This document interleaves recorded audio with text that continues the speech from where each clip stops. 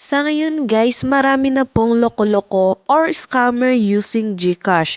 Kaya we need to change our MPIN or kung alam natin na nalaman ng iba ang ating MPIN or kailangan natin na palitan para safe. Guys, kung bago ka pa lang sa channel ko, please subscribe and click the bell button para update ka sa next nating tutorial video. Open natin ang ating GCash app.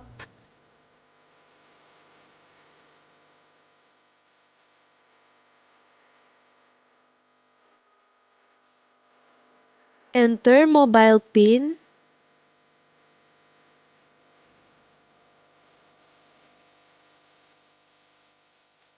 Tap to continue.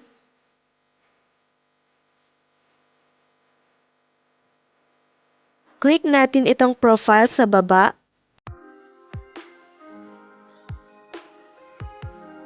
Scroll pataas, hanapin ang settings. Ito siya, click.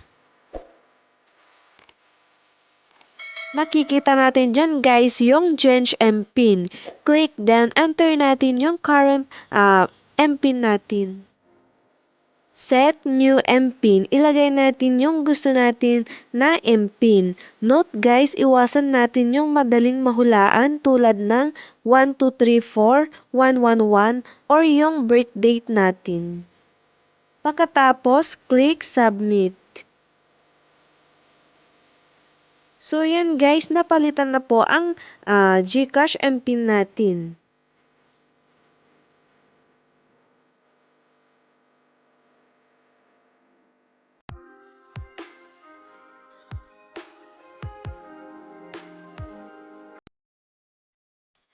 So yan lang guys, madali lang po palitan ang GCash MPIN.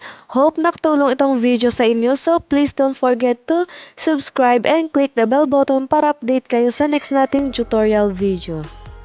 Thank you for watching!